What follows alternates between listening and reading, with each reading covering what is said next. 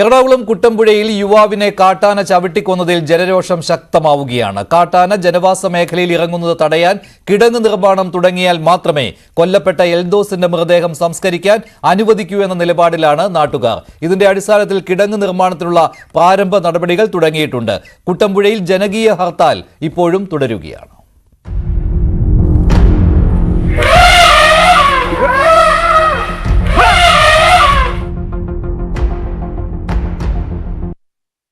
ജോലിസ്ഥലത്ത് നിന്ന് വീട്ടിലേക്ക് വരുന്നതിനിടെ ഇന്നലെ രാത്രിയാണ് എൽദോസിനെ കാട്ടാന ആക്രമിച്ചത്.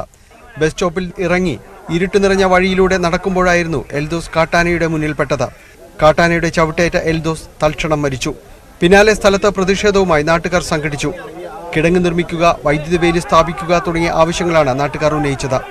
സ്ഥലത്തെത്തിയ കളക്ടർ ഉറപ്പ് നൽകിയതിനെ തുടർന്ന് 6 മണിക്കൂറിന് ശേഷം പുലർച്ചെയാണ് മൃതദേഹം സ്ഥലത്തു നിന്ന് മാറ്റാൻ നാട്ടുകാർ തയ്യാറായത്. എൽദോസിന്റെ കുടുംബത്തിന് 10 ലക്ഷം രൂപയുടെ ചെക്കും കളക്ടർ കൈമാറി.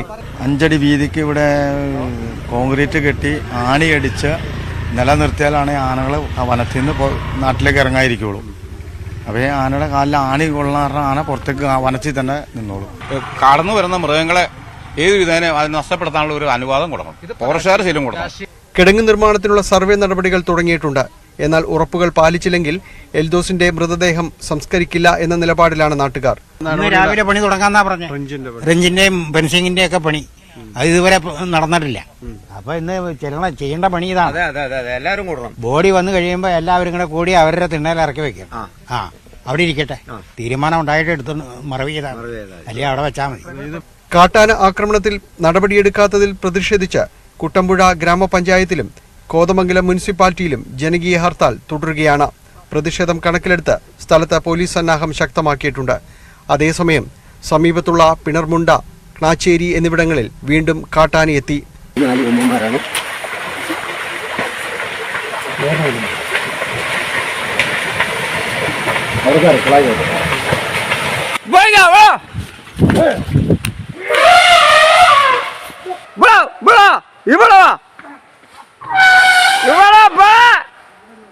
വനത്തോട് ചേർന്നുള്ള ജനവാസ മേഖലയിൽ കാട്ടാന ശല്യം പതിവാണ്. അധികൃതരോട് പരാതി പറഞ്ഞു മടുത്ത ഇനി എന്ത് എന്ന ചോദ്യം അവശേഷിക്കുമ്പോഴാണ് ഇപ്പോൾ എൽദോസിന്റെ മരണം കൂടിയുണ്ടാകുന്നത്. അതുകൊണ്ട് തന്നെയാണ് പ്രതിഷേധം കനക്കുന്നതും. കുട്ടമ്പുഴയിൽ നിന്ന് ക്യാമറമാൻ മനോജിനൊപ്പം ഡാനി പോൾ, ന്യൂസ് 18. കുട്ടമ്പുഴയിൽ കാട്ടാനയുടെ ആക്രമണത്തിൽ കൊല്ലപ്പെട്ട എൽദോസിന്റെ മൃതദേഹം അല്പസമയത്തിനകം വീട്ടിലെത്തിക്കും. ചേലാട് കുറുമറ്റത്തെ സെമിത്തേരിയിലാണ് സംസ്കാര ചടങ്ങുകൾ നടക്കുക. കൂടുതൽ വിവരങ്ങളുമായി ഡാനി പോൾ ചേരുകയാണ്. ഡാനി, എന്തായാലും നാട്ടുകാർ പ്രതിഷേധം അവസാനിപ്പിച്ചിട്ടില്ല എന്ന് അവരുടെ വാക്കുകളിൽ നിന്ന് കിട്ടുന്നുണ്ട്.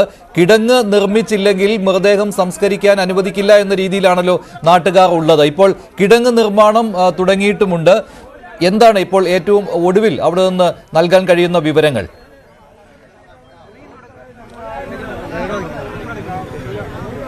മഞ്ജുഷ, ഇപ്പോൾ ഉള്ളത് നമ്മൾ ക്നാച്ചേരി ആ ഭാഗത്തേക്ക് പോകുന്ന ജംഗ്ഷനിലാണ്. ഇവിടെ ഇപ്പോൾ പോലീസിനെ നമുക്ക് കാണാം. വലിയ രീതിയിൽ തന്നെ പോലീസിനെ ഇവിടെ വിന്യസിച്ചിട്ടുണ്ട്. കാരണം വലിയ പ്രതിഷേധമുണ്ടാകാനുള്ള ഒരു സാഹചര്യത്തെ മുൻനിർത്തിയാണ് ഈ രീതിയിലുള്ളൊരു പോലീസ് സന്നാഹം ഒരുക്കിയിട്ടുള്ളത്. കാരണം അല്പം മുമ്പ് വരെയും ഇവിടെ ജനങ്ങൾ പ്രതിഷേധവുമായിട്ട് എത്തിയിരുന്നു. അതിൽ പ്രധാനപ്പെട്ട കാരണം കഴിഞ്ഞ കുറേ നാളുകളായി പറയുന്ന ഒരു പരാതിയുടെ അടിസ്ഥാനത്തിലാണ് അവർ ഇത് പ്രതിഷേധവുമായി എത്തുന്നത്.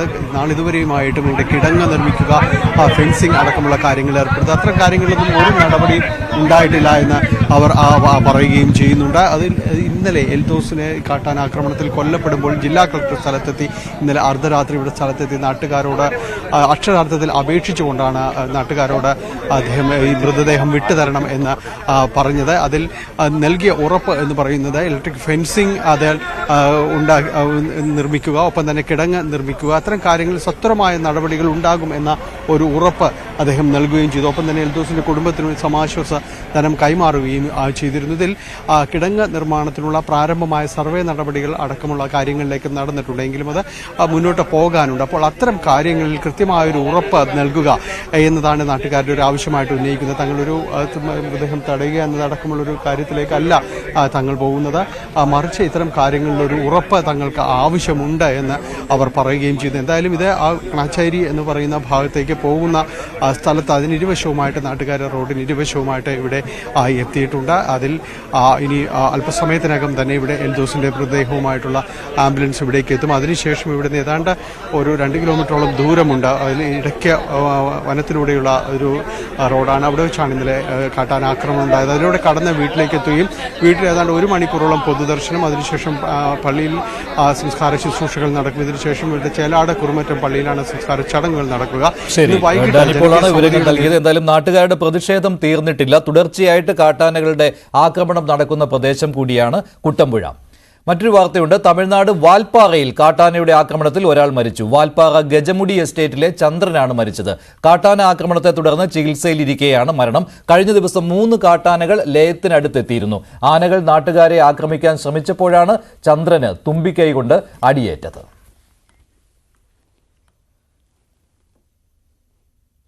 ഒരു രാജ്യം ഒരു തെരഞ്ഞെടുപ്പ് ബില്ലുകൾ സംയുക്ത പാർലമെന്ററി സമിതിക്ക് വിടാമെന്ന് ലോക്സഭാ സ്പീക്കർ ഓം ബിർള. കേന്ദ്ര നിയമമന്ത്രി അർജുൻ റാം മേഘ്വാളാണ് ലോക്സഭയിൽ ബില്ല് അവതരിപ്പിച്ചത്. ഒരു രാജ്യം ഒരു തെരഞ്ഞെടുപ്പ് ബില്ലിനെ പ്രതിപക്ഷം എതിർക്കുകയാണ്. Congress, Aam Aadmi party, TMC, Samajwadi party തുടങ്ങിയ പ്രതിപക്ഷ പാർട്ടികൾ ബില്ലിനെ എതിർത്ത് സംസാരിക്കുകയുണ്ടായി. ബില്ല് പിൻവലിക്കണമെന്നാണ് പ്രതിപക്ഷ പാർട്ടികളുടെ ആവശ്യം.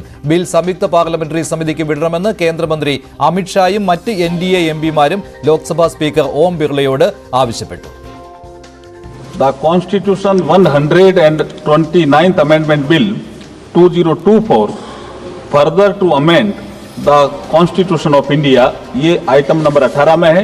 और आइटम नंबर 19 में जैसे आपने कहा, honourable speaker sir, with your permission I wish to move for leave to introduce the Union Territories Laws Amendment Bill 2024 further to amend the Government of Union Territories Act 1963, the Government of National Capital Territory of Delhi Act 1991 and the Jammu and Kashmir Reorganization Act 2019. India is a union of states. Article 1 of the Constitution states that India is a union of states and not vice versa.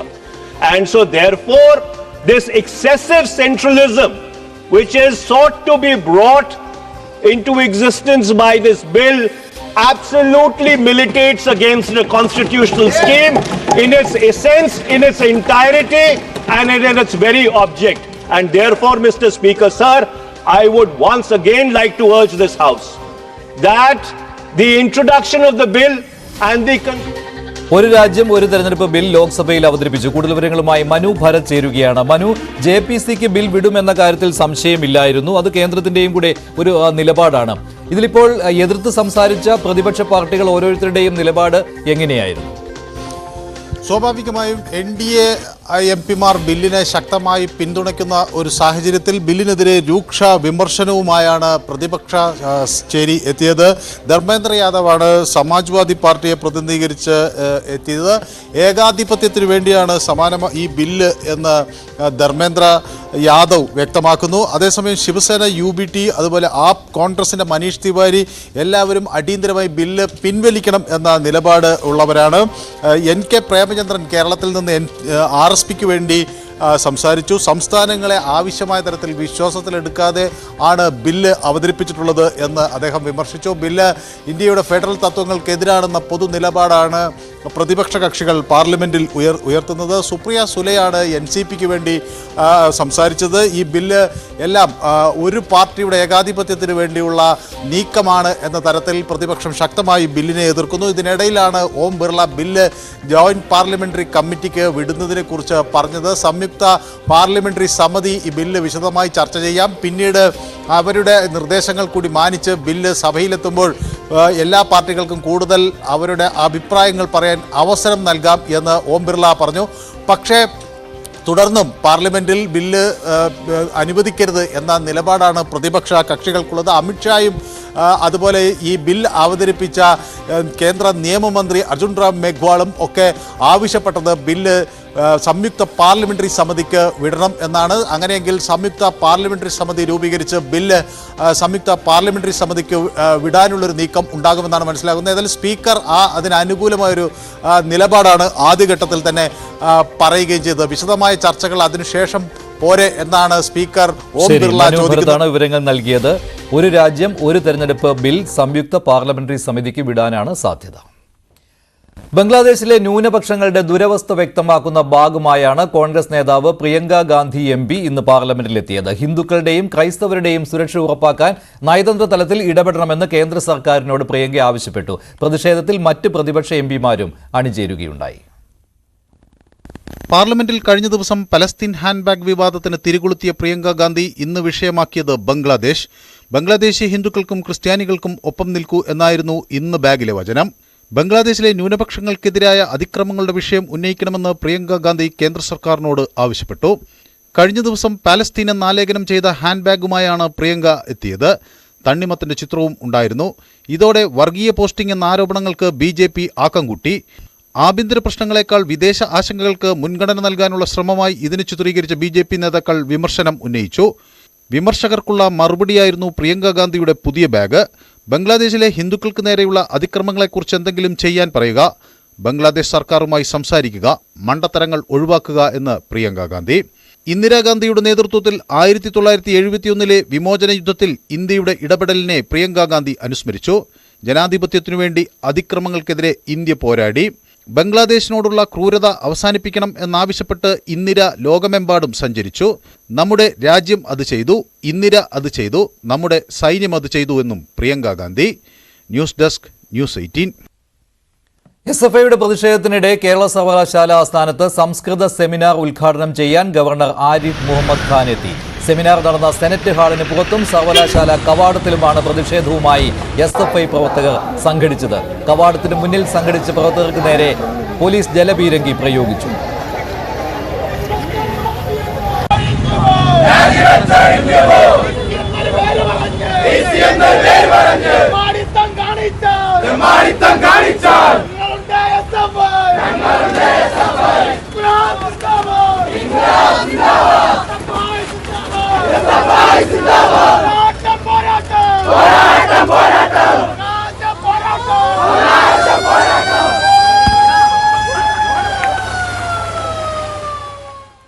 പ്രതിഷേധം കണക്കിലെടുത്ത് senate ഹാളിന്റെ എല്ലാ വാതിലും ജനലുകളും police അടച്ചു. പുറത്തിറങ്ങിയ governor മാധ്യമങ്ങളോട് ശോഭിച്ചാണ് സംസാരിച്ചത്. അകത്ത് നടന്ന പരിപാടിയിൽ താൽപര്യമുണ്ടാകില്ലെന്ന് പറഞ്ഞ governor പ്രതിഷേധത്തെക്കുറിച്ച് കമ്മീഷണറോടാണ് ചോദിക്കേണ്ടതെന്നും പ്രതികരിക്കുകയുണ്ടായി. Please listen to me now. You have asked the question. You are not interested in an academic seminar. The number of people who are attending. You are always interested in disruptive activities. സംസ്കൃത വകുപ്പ് സംഘടിപ്പിച്ച സെമിനാറിൽ പങ്കെടുത്ത് മടങ്ങവെയാണ് ഈ രീതിയിൽ governor സംസാരിച്ചത്. അതീവ സുരക്ഷയാണ് ഗവർണർക്ക് വേണ്ടി കേരള സർവകലാശാല ആസ്ഥാനത്ത് ഇന്ന് ഏർപ്പെടുത്തിയിരുന്നത്. അതിനിടെയാണ് SFIയുടെ പ്രതിഷേധം നടന്നത്. കൂടുതൽ വിവരങ്ങളുമായി ഡാൻ കുര്യൻ ചേരുന്നു. ഡാൻ, ചില ദൃശ്യങ്ങളിൽ കാണാമായിരുന്നു SFI പ്രവർത്തകർ സെനറ്റ് ഹാളിന്റെ വെളിയിലേക്ക് വരെ എത്തുന്ന കാഴ്ചയുണ്ടായിരുന്നു. അവിടെ സെനറ്റ് ഹാളിന്റെ വാതിലിൽ ചവിട്ടുന്നതും കാണാമായിരുന്നു. എന്താണ് ഇന്ന് യഥാർത്ഥത്തിൽ കേരള സർവകലാശാല ആസ്ഥാനത്ത് കണ്ടത്?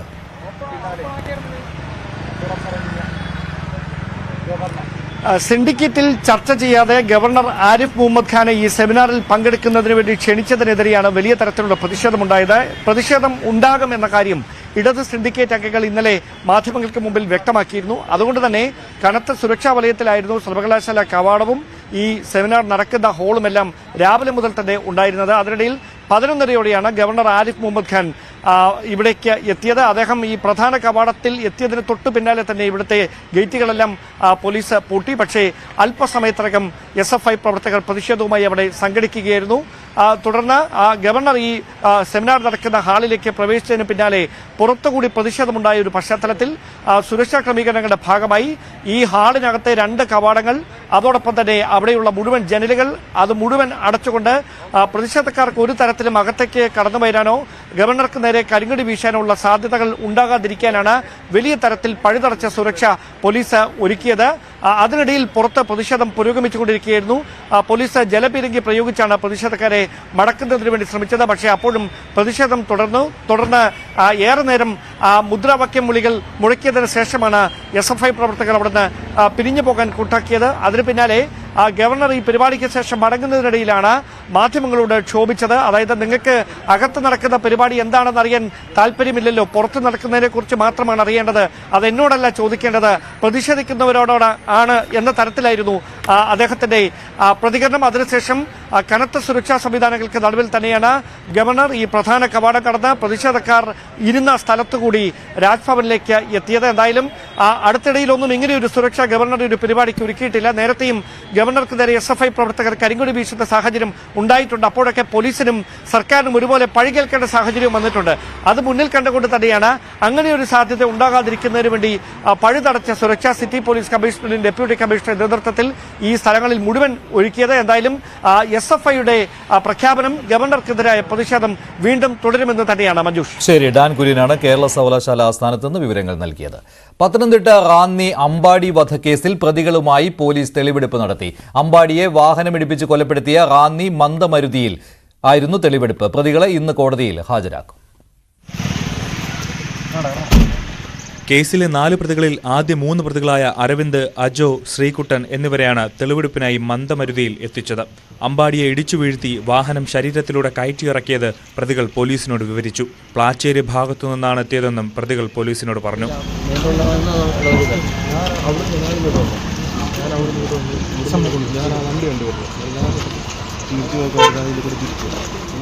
7 മിനിറ്റോളം നീണ്ടുനിന്ന ആദ്യഘട്ട തെളിവെടുപ്പിന് ശേഷം പ്രതികളെ വാക്കുതർക്കം നടന്ന ബിവറേജസ് കോർപ്പറേഷന് മുന്നിലെത്തിച്ചും തെളിവെടുപ്പ് നടത്തി. തെളിവെടുപ്പിന് കൊണ്ടുവരുന്നതറിഞ്ഞ് നിരവധി ആളുകൾ പ്രദേശത്ത് തടിച്ചുകൂടിയിരുന്നു.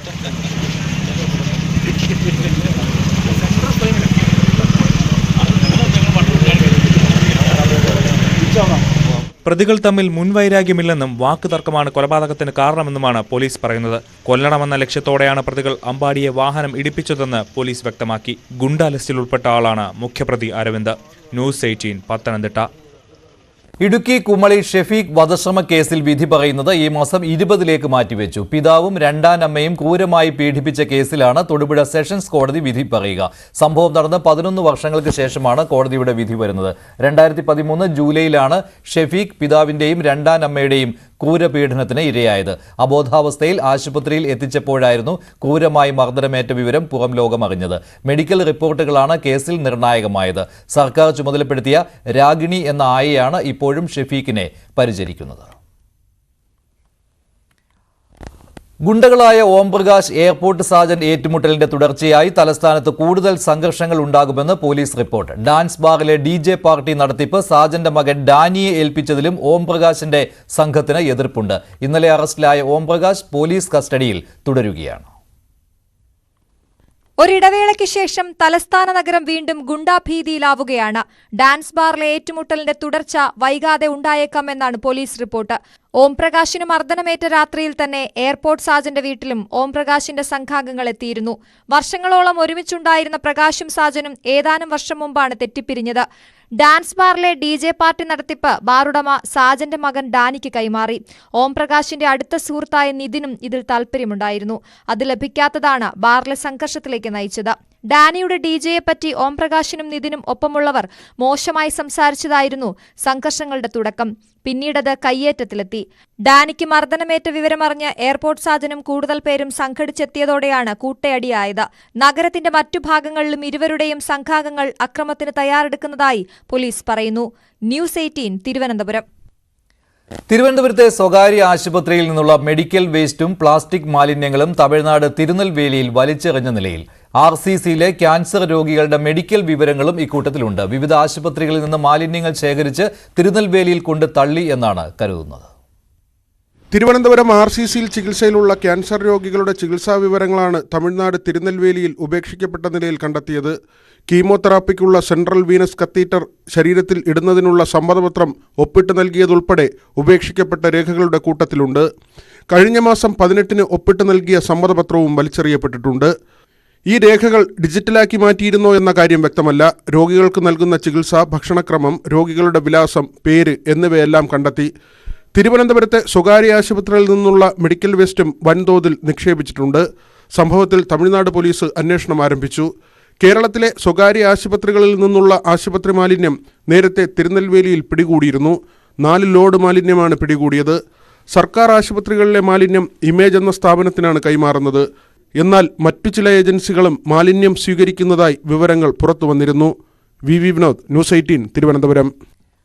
തിരുവനന്തപുരം യൂണിവേഴ്സിറ്റി കോളേജിലെ SFIയുടെ യൂണിറ്റ് കമ്മിറ്റി പിരിച്ചുവിടും. യൂണിറ്റ് പിരിച്ചുവിടാൻ CPM നിർദ്ദേശം നൽകി. അടിക്കടി അക്രമ സംഭവങ്ങൾ ഉണ്ടാകുന്ന പശ്ചാത്തലത്തിലാണ് CPMന്റെ ഈ നിർദ്ദേശം. തിരുവനന്തപുരം ജില്ലാ സെക്രട്ടേറിയറ്റാണ് നടപടി നിർദ്ദേശിച്ചത്. കൂടുതൽ വിവരങ്ങളുമായി VV അരുൺ ചേരുകയാണ്. അരുൺ, ഒടുവിൽ നടപടിയെടുക്കാൻ നിർബന്ധിതമായിരിക്കുകയാണല്ലോ CPM. ഇക്കാര്യം സ്വാഭാവികമായിട്ടും ഇനി SFIയുടെ തീരുമാനമാണ് വരുന്നത്. യൂണിറ്റ് കമ്മിറ്റി പിരിച്ചുവിടാൻ തന്നെയല്ലേ സാധ്യത? തീർച്ചയായിട്ടും നിരന്തരം SFI യൂണിറ്റ് കമ്മിറ്റി, യൂണിവേഴ്സിറ്റികളുടെ യൂണിറ്റ് കമ്മിറ്റി CPMനെ പ്രതിരോധത്തിലാക്കുന്നു, പ്രതിസന്ധിയിലാക്കുന്നു. ഏറ്റവും ഒടുവിൽ ഭിന്നശേഷിക്കാരനെ വിദ്യാർത്ഥിയെ ഭിന്നശേഷി ദിനത്തിൽ മർദ്ദിച്ചു എന്ന പരാതിയും വന്നു. അതെല്ലാം തള്ളിക്കളഞ്ഞുകൊണ്ട് നിഷേധിച്ചുകൊണ്ട് SFI രംഗത്ത് വന്നുവെങ്കിലും CPM അങ്ങനെ വിശ്വസിക്കുന്നില്ല. SFIയുടെ പ്രവർത്തനം ശരിയായ രീതിയിലല്ല പോകുന്നത്. അത് പാർട്ടിക്ക് തലവേദന ഉണ്ടാക്കുന്നു. കഴിഞ്ഞ ദിവസം SFI യൂണിറ്റ് കമ്മിറ്റി സെക്രട്ടറി അടക്കമുള്ളവരെ യൂണിവേഴ്സിറ്റി കോളേജിൽ നിന്ന് സസ്പെൻഡ് ചെയ്യുകയും ചെയ്തിരുന്നു ഈ ഭിന്നശേഷിക്കാരനെ വിദ്യാർത്ഥിയെ മർദ്ദിച്ച സംഭവത്തിന്റെ പേരിൽ. അതുകൊണ്ട് തന്നെയാണ് ഈ കമ്മിറ്റി പിരിച്ചുവിടാൻ CPMന്റെ ജില്ലാ സെക്രട്ടേറിയറ്റ് നിർദ്ദേശിച്ചത്. തീരുമാനമെടുക്കേണ്ടത് SFIയുടെ സംസ്ഥാന കമ്മിറ്റിയാണ്. യൂണിവേഴ്സിറ്റി കോളേജ് SFIയുടെ സംസ്ഥാന കമ്മിറ്റി നേരിട്ട് മേൽനോട്ടം വഹിക്കുന്ന യൂണിറ്റ് കമ്മിറ്റിയാണ്. അതുകൊണ്ട് തന്നെ SFIയുടെ സംസ്ഥാന കമ്മിറ്റി തീരുമാനമെടുക്കേണ്ടത്. പക്ഷേ ഈ രീതിയിൽ കോളേജിലെ യൂണിറ്റ് മുന്നോട്ട് കൊണ്ടുപോകുന്നത് നല്ലതല്ല എന്ന നിർദ്ദേശമാണ് CPMന്റെ ജില്ലാ സെക്രട്ടേറിയറ്റ് നൽകുന്നത്. അതിന്റെ അടിസ്ഥാനത്തിൽ SFIയുടെ സംസ്ഥാന കമ്മിറ്റി തീരുമാനമെടുക്കുമെന്നാണ് അറിയാൻ കഴിയുന്നത്. ശരി, അരുണാണ് വിവരങ്ങൾ നൽകിയത്. തിരുവനന്തപുരം യൂണിവേഴ്സിറ്റി കോളേജിലെ SFIയുടെ യൂണിറ്റ് കമ്മിറ്റി പിരിച്ചുവിടുവാൻ CPM നിർദ്ദേശം നൽകിയിരിക്കുകയാണ്. കണ്ണൂരിൽ KSU പ്രവർത്തകർക്കെതിരെ ജാമ്യമില്ലാ വകുപ്പ് പ്രകാരം കേസെടുത്തു. ഇന്നലെ സിറ്റി പോലീസ് കമ്മീഷണർ ഓഫീസ് മാർച്ചിലെ അക്രമവുമായി ബന്ധപ്പെട്ടാണ് കേസ്. KSU സംസ്ഥാന വൈസ് പ്രസിഡന്റ് മുഹമ്മദ് ഷമ്മാസിനും കണ്ടാലറിയാവുന്ന 100ഓളം പ്രവർത്തകർക്കുമെതിരെയാണ് കേസെടുത്തത്. പൊതുമുതൽ നശിപ്പിക്കൽ ഉൾപ്പെടെയുള്ള വകുപ്പുകൾ ചുമത്തിയിട്ടുണ്ട്. മലപ്പുറം അരീക്കോട് SOG കമാൻഡോ വിനീതിന്റെ ആത്മഹത്യയിൽ യൂത്ത് കോൺഗ്രസിന്റെ പ്രതിഷേധം. അരീക്കോട് പോലീസ് ക്യാമ്പിലേക്ക് യൂത്ത് കോൺഗ്രസ് നടത്തിയ മാർച്ചിൽ നേരിയ സംഘർഷമുണ്ടായി. പോലീസ് ബാരിക്കേഡ് മറികടന്ന് ഉള്ളിൽ പ്രവേശിക്കാൻ ശ്രമിച്ച യൂത്ത് കോൺഗ്രസ് പ്രവർത്തകരും പോലീസുകാരുമായി ഉന്തും തള്ളുമുണ്ടായി. പ്രവർത്തകരെ പോലീസ് ബലം പ്രയോഗിച്ച് അറസ്റ്റ് ചെയ്ത് നീക്കി.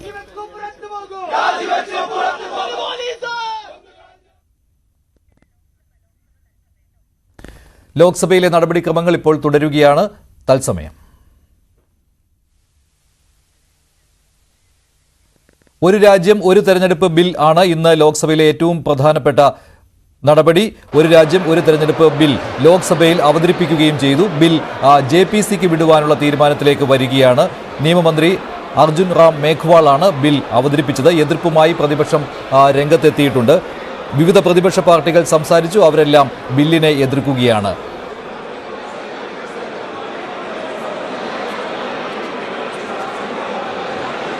ബില്ലിനെതിരെയുള്ള പ്രതിഷേധമാണ് ഇപ്പോൾ ലോക്സഭയിൽ നടക്കുന്നത്. JPCക്ക് വിടണം എന്ന കാര്യത്തിൽ NDAയ്ക്കും എതിർപ്പില്ല. ബിൽ JPCക്ക് വിടാൻ തന്നെയാണ് തീരുമാനം. എതിർപ്പുമായി പ്രതിപക്ഷം രംഗത്തെത്തിയിട്ടുണ്ട്. ഒരു രാജ്യം ഒരു തെരഞ്ഞെടുപ്പ് ബിൽ ഭരണഘടനയ്ക്കെതിരാണ് എന്നാണ് കോൺഗ്രസിന്റെ പ്രതിഷേധത്തിന് കാരണം. മറ്റു പ്രതിപക്ഷ പാർട്ടി നേതാക്കളും MPമാർ സംസാരിക്കുകയുണ്ടായി ലോക്സഭയിൽ.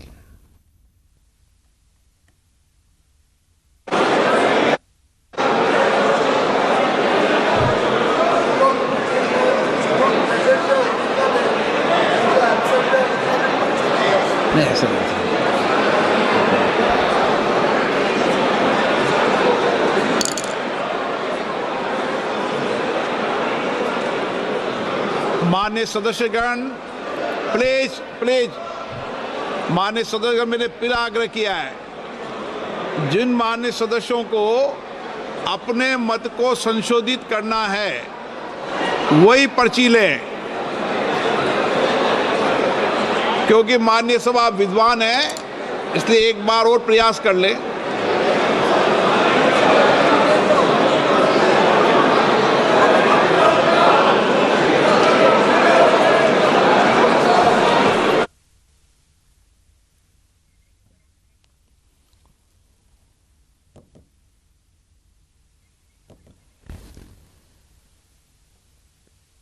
നിയമമന്ത്രി അർജുൻ റാം മെഘ്വാളാണ് ലോക്സഭയിൽ ബില്ല് അവതരിപ്പിച്ചത്. പ്രതിപക്ഷത്തിന്റെ വലിയ എതിർപ്പ് ഈ ബില്ലുമായി ബന്ധപ്പെട്ടുണ്ടായിരുന്നു. ഇപ്പോൾ ഇത് വോട്ടിംഗിലേക്ക് പോയിരിക്കുകയാണ് എന്ന പ്രധാനപ്പെട്ട വിവരമാണ് ഈ ഘട്ടത്തിൽ പുറത്തുവരുന്നത്. ബില്ല് JPCക്ക് വിടാൻ സ്പീക്കർ നിർദ്ദേശിക്കുകയും ചെയ്തു. ബില്ലിനെ ഒറ്റക്കെട്ടായി പ്രതിപക്ഷം എതിർക്കുന്ന കാഴ്ചയും ഇന്ന് സഭയിൽ നമ്മൾ കണ്ടു. ബിൽ ഭരണഘടനാ വിരുദ്ധമാണെന്നും അത് പിൻവലിക്കണമെന്നുമാണ് പ്രതിപക്ഷം ആവശ്യപ്പെട്ടത്.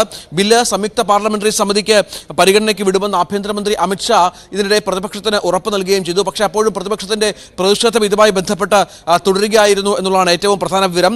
കോൺഗ്രസ് MP മനീഷ് തിവാരിയാണ് പ്രതിപക്ഷ നിരയിൽ നിന്ന് ആദ്യഘട്ടത്തിൽ സംസാരിച്ചത്. ഈ ബില്ല് ഭരണഘടനയുടെ അടിസ്ഥാന തത്വങ്ങൾക്കെതിരായ ആക്രമണമാണെന്നാണ് കോൺഗ്രസ് MP മനീഷ് തിവാരി ചൂണ്ടിക്കാട്ടിയത്. സഭയുടെ നിയമനിർമ്മാണ അധികാരത്തിന് അപ്പുറത്തുള്ള ഒന്നാണ് ഇതെന്നും സർക്കാർ ഇത് പിൻവലിക്കണമെന്നും തിവാരി ആവശ്യപ്പെടുകയുണ്ടായി. രാജ്യത്ത് ഏകാധിപത്യം കൊണ്ടുവരുന്നതിന് വേണ്ടിയുള്ള ബില്ലാണിതെന്ന് സമാജ്വാദി പാർട്ടി MP ധർമ്മേന്ദ്ര യാദവും ഈ ഘട്ടത്തിൽ ആരോപിക്കുന്ന പശ്ചാത്തലം ഉണ്ടായി. നമുക്കറിയാം, മൂന്നാം മോദി സർക്കാരിന്റെ കാലത്തെ ആദ്യ വോട്ടിംഗ് ആണ് ഇത്. JPCക്ക് വിടാനുള്ള അനുമതി കിട്ടിയാൽ JPCക്ക് വിടും എന്നുള്ളതാണ് ഏറ്റവും പ്രധാനപ്പെട്ട കാര്യം. ഇത്തരത്തിൽ പ്രതിപക്ഷത്തിലെ ഏതൊക്കെ കക്ഷികൾ ഇതിന് അനുകൂലമായി വോട്ട് ചെയ്യുമെന്നുള്ളത് കാത്തിരുന്ന് കാണേണ്ടി വരും. എന്താണ് സംഭവിക്കുക എന്നുള്ള ബിൽ പൂർണ്ണമായും അവതരിപ്പിക്കരുത് എന്നും ഇതൊരു തരത്തിലും പരിഗണിക്കരുത് എന്നുമാണ് കോൺഗ്രസ് അടക്കമുള്ള പ്രതിപക്ഷ കക്ഷികൾ ആരോപിച്ചത്. അതേസമയം ഇത് JPCക്ക് വിടും എന്നുള്ള തീരുമാനത്തിലാണ് ഇപ്പോൾ സർക്കാർ ഉള്ളത് എന്നുള്ളതാണ്. അത് പ്രതിപക്ഷ പാർട്ടികൾക്ക് ആഭ്യന്തരമന്ത്രി അമിത്ഷാ ഉറപ്പ് നൽകുകയും ചെയ്തിരുന്നു. ഇത് നിയമമന്ത്രിയും ഇക്കാര്യം വ്യക്തമാക്കി. നിയമമന്ത്രി പറഞ്ഞത് ബിൽ JPCക്ക് വിടാനുള്ള എതിർപ്പ് തങ്ങൾ ആർക്കുമില്ല, അത്തരത്തിൽ വിടാം എന്നുള്ള പശ്ചാത്തലമുണ്ടായിരുന്നു. ബില്ലിനെ OICയും അടക്കമുള്ള പ്രതിപക്ഷ കക്ഷികളുടെ നേതാക്കന്മാർ എതിർക്കുന്ന സാഹചര്യം കൂടി നമ്മൾ കണ്ടു. ഇതിനിടെ രാജ്യത്ത് ഒരു രാജ്യം ഒരു തെരഞ്ഞെടുപ്പ് ബില്ലിനെതിരെ പ്രതിഷേധവുമായി പ്രതിപക്ഷം എഴുന്നേറ്റതോടെ ലോക്സഭ ഇടയ്ക്ക് കുറേ സമയം ബഹളമയമാകുന്ന കാഴ്ചകളും നമ്മൾ കണ്ടു. നിരവധിയായ ഇത്തരത്തിലുള്ള കാര്യങ്ങൾ സഭയിൽ സംഭവിക്കുകയുണ്ടായി. ഇതിനിടയിലാണ് ഈ ബില്ല് JPCക്ക് വിടുന്നതുമായി ബന്ധപ്പെട്ട് ഇപ്പോൾ വോട്ടിംഗിലേക്ക് സഭ കടന്നിരിക്കുന്നത്. ഇതിനിടയിലും ചില ബഹളങ്ങൾ അവിടെ ഉണ്ടാവുകയുണ്ടായി. നിയമമന്ത്രി ബില്ല് അവതരിപ്പിച്ച സമയം മുതൽ തന്നെ പ്രതിപക്ഷം ഇതുമായി ബന്ധപ്പെട്ടുള്ള എതിർപ്പ് മുന്നോട്ട് കൊണ്ടുവരുന്ന സാഹചര്യം ഉണ്ടാവുകയായിരുന്നു. നേരത്തെ തന്നെ പ്രതിപക്ഷം ഈ ബില്ല് അവതരിപ്പിക്കുന്നതിന് പൂർണ്ണമായും എതിരായിട്ട് നമുക്കറിയാം. നേരത്തെ നിയമ കമ്മീഷൻ അടക്കം ഇതുമായി ബന്ധപ്പെട്ട കാര്യങ്ങൾ പരിഗണിച്ചപ്പോൾ പ്രതിപക്ഷ നിരയിലുള്ള പാർട്ടികൾ പോലും ബില്ലിന് അനുകൂലമായി സംസാരിച്ച സാഹചര്യമുണ്ടായിരുന്നു. ആ രാഷ്ട്രീയ സാഹചര്യങ്ങളിൽ ഇപ്പോൾ മാറ്റമുണ്ട്. തുടർന്നാണ് ഇപ്പോൾ പ്രതിപക്ഷത്തെ ഏതാണ്ട് എല്ലാ കക്ഷികളും ഈ ബില്ലിനെതിരെ രംഗത്ത് വരുന്ന പശ്ചാത്തലം കൂടി ഉണ്ടായത്. ഇപ്പോൾ ബില്ല് ഭരണഘടനാ വിരുദ്ധമാണ് എന്ന വാദത്തിൽ പ്രതിപക്ഷം ഉറച്ചു നിൽക്കുന്ന സാഹചര്യമുണ്ട്. JPCക്ക് വിടാനുള്ള വോട്ടിംഗ് ഇപ്പോൾ സഭയിൽ പുരോഗമിക്കുകയാണ് എന്നാണ് മനസ്സിലാകുന്നത്. വോട്ടിംഗിൽ ഭൂരിപക്ഷം കിട്ടിയാൽ സംയുക്ത പാർലമെന്ററി സമിതി ബില്ല് പരിഗണിക്കുകയും ചെയ്യും. നിയമ നടപടികൾ ഇതുമായി ബന്ധപ്പെട്ടുള്ള മുന്നോട്ട് പോകും. ഇപ്പോൾ കാര്യങ്ങൾ ഏതാണ്ട് ആ തരത്തിൽ തന്നെയാണ് മുന്നോട്ട് പോകുന്നത്. ശരി, രഞ്ജിത് രാമേന്ദ്രനാണ് വിവരങ്ങൾ നൽകിക്കൊണ്ടിരിക്കുന്നത്. ലോക്സഭയിൽ ഇപ്പോൾ വോട്ടിംഗ് നടക്കുകയാണ്. ഈ വോട്ടിംഗ് ആണ് ലോക്സഭയിൽ നടക്കുന്നത്. JPCക്ക് വിടണോ എന്ന കാര്യത്തിൽ തീരുമാനമെടുക്കുന്നതിന് വേണ്ടിയാണ് വോട്ടിംഗ് നടക്കുന്നത്. പ്രതിപക്ഷ കക്ഷികളും JPCക്ക് ബിൽ വിടണം എന്നുള്ള ആവശ്യമാണ് ഉന്നയിച്ചിരിക്കുന്നത്. NDAക്കും ഇക്കാര്യത്തിൽ എതിർപ്പില്ല. JPCക്ക് വിടാനുള്ള സാധ്യതയാണ് ഉള്ളത്.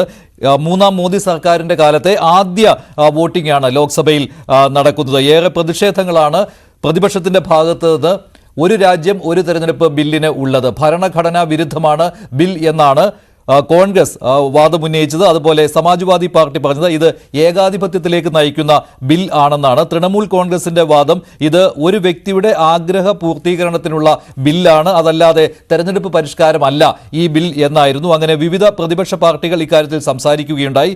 ഭരണപക്ഷത്തുള്ള TDP ഈ ബില്ലിനെ അനുകൂലിച്ച് സംസാരിക്കുകയുണ്ടായി. എന്തായാലും ഒരു രാജ്യം ഒരു തെരഞ്ഞെടുപ്പ് ബില്ലിനെ പ്രതിപക്ഷം എതിർക്കുന്നു. അതുമാത്രമല്ല, ഭരണഘടനാ ഭേദഗതികൾ കൂടി ഈ ബില്ല് നിയമമാകുമ്പോൾ വേണ്ടിവരും. അതിനാൽ തന്നെ അതിനുള്ള ഭൂരിപക്ഷം ഇല്ലാത്ത സ്ഥിതിക്ക് സ്വാഭാവികമായിട്ടും JPCക്ക് വിടുവാനുള്ള തീരുമാനത്തിൽ എതിർപ്പ് ഭരണപക്ഷവും പ്രകടിപ്പിക്കുന്നില്ല. ലോക്സഭയിൽ ഈ വോട്ടിംഗ് പുരോഗമിക്കുകയാണ്. ഇടവേളയ്ക്ക് ശേഷം സകലമാന കേരളം ദിൽന ചേരും.